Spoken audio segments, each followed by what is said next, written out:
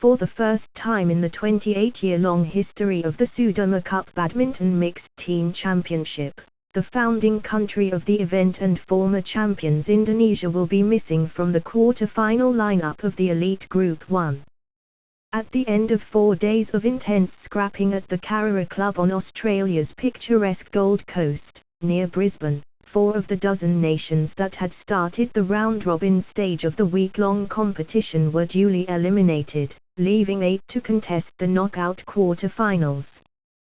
The cup itself, instituted in 1989 in memory of former Indonesian international Dick Sudirman, who founded his country's Badminton Association, PBSI, will be vied for over the next 4 days by 7 of the world's top 8 ranked badminton nations aside from upstarts India, who crashed the party by ending up second in Group 1D, behind Denmark but ahead of Indonesia.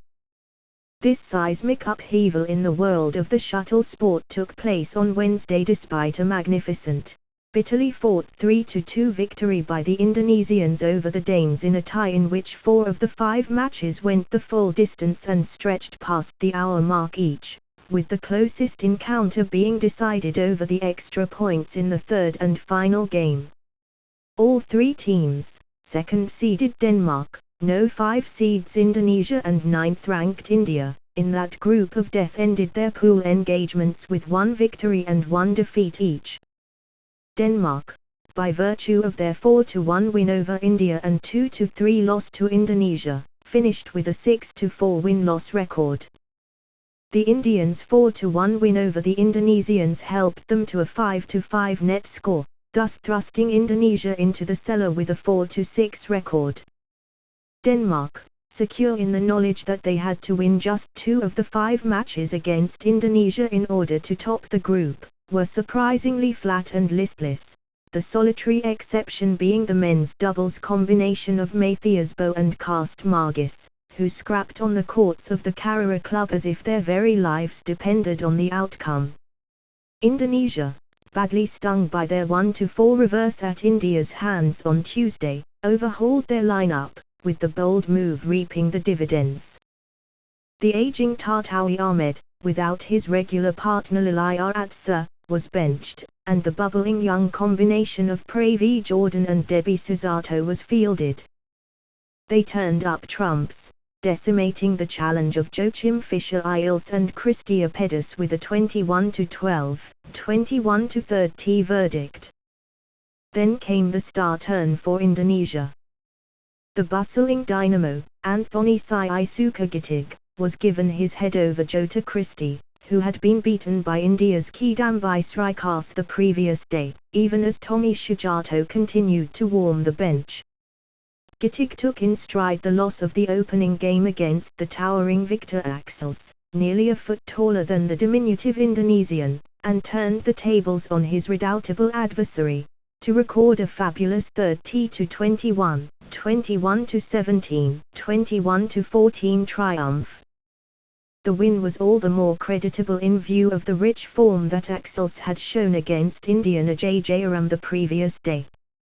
With 2 matches under their belt, the Indonesians became raging hot favourites to wrap up the tie by the 3rd match itself, when the world's top men's doubles pair of Marcus Feraldi Guidio and Kevin Sajaya Sukamuljo was pitted against the 36-year-old Bo and 33-year-old Margis, ranked only a spot behind them.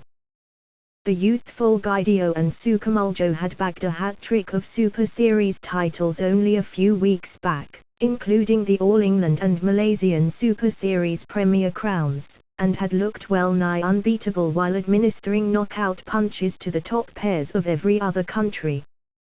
But they reckoned without the pressure of playing for their country, and, despite holding a match point each in the 2nd and 3rd games, went down to the Danish veterans at 21-16, 22-24, 21-23. The women's singles, which came next, pitted the 19-year-old Mia Blichfeldt, ranked 45th in the world, against 18-year-old Fitrier, ranked 23rd on the Badminton World Federation (BWF) ladder. The Indonesian teenager had played reasonably well in the second game of her clash the previous day with the powerful PV Sidhu, but her opponent was a totally unknown quantity, preferred as she was by her country's badminton bosses over the more experienced Line Gjasveld. It was anybody's match, as Blichfeld frittered away a massive 17-8 lead in the opening stanza, to allow Fitria to get back on level terms, but kept her nose ahead in the extra points duel. The Indonesian, however, upped the ante in the next two games, and her dogged determination gained her the day for a 22-24, 21-15, 21-14 triumph. Fitria's win gave Indonesia the tie against Denmark 3-1, but did not ensure qualification to the next stage. For that, the fifth seeds had to win the final clash, the women's doubles that featured the world's no. 2 ranked combination for the opposition, Christia Pedis and Camilla Ritejul.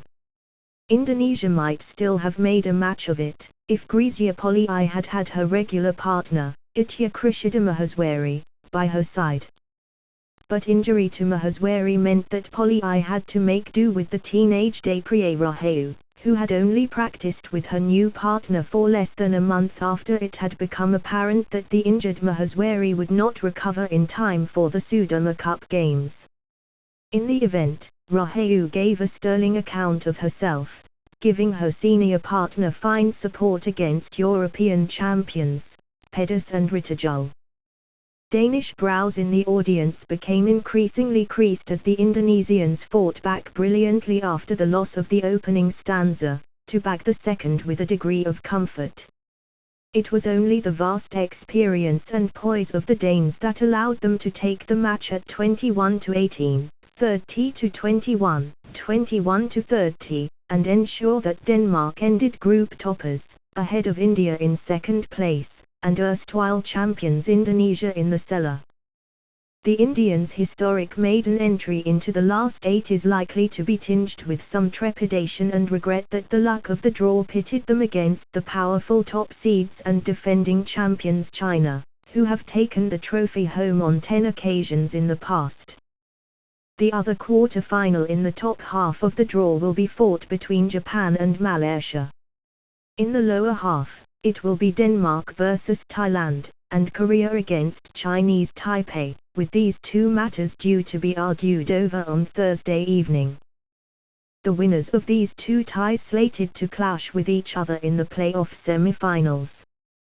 The India-China and Japan-Malaysia quarter-finals will be played on adjoining courts on Friday at 12 noon, Australian East Coast Time, 6:30 am, IST.